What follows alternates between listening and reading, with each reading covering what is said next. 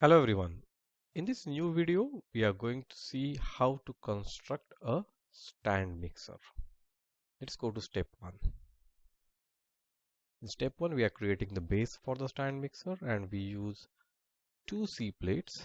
We connect those two C plates using three rectangular plates and that uses 6 bolts and nuts this side, 6 bolts and nuts this side. And this creates the base of our stand mixer. Let's go to step 2.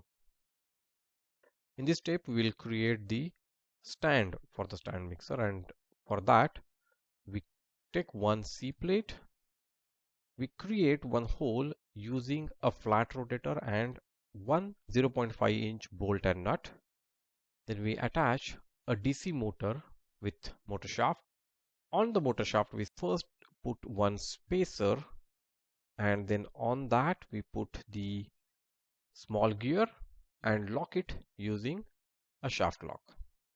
The second side of the stand, we take one more L plate, create a hole using a flat rotator and one 0.5 inch bolt and nut, and we also create a stopper using 1.5 inch bolt and nut. Let's go to next step.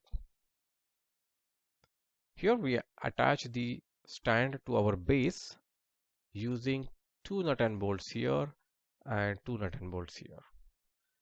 Observe the space between them because we need to attach one more assembly in between them, so we need to have this much space between these two masts of the stand mixer. Let's move to next step. Now let's take one C plate, attach a flat rotator on one end of the C plate, which gives us one hole.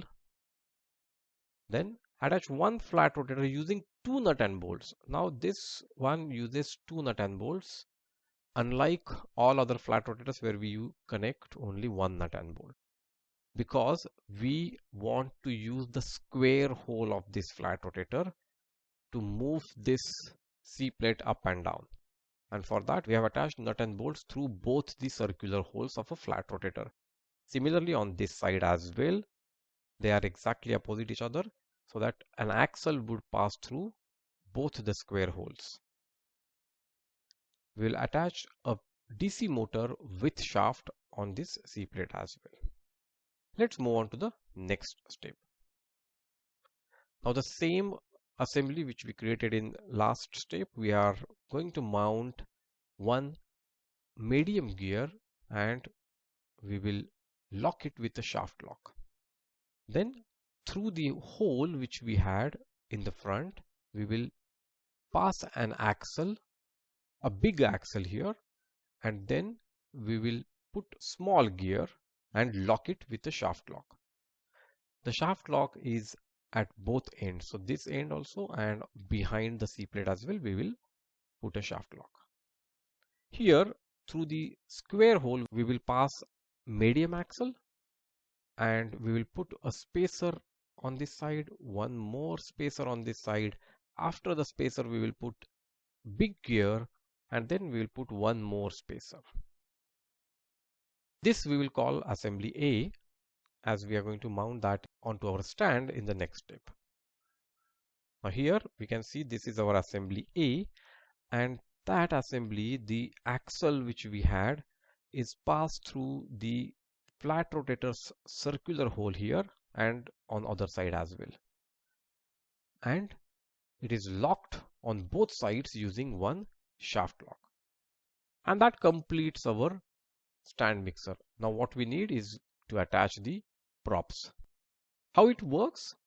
This motor here takes this mixer up and down, and we will attach the mixer blades to this shaft so they will rotate for mixing. Now here we have used a small gear on the motor and big gear to move this mixer up and down, and that means we get slow but smooth motion. Here we have used medium gear on to the motor and the small gear is driving the shaft.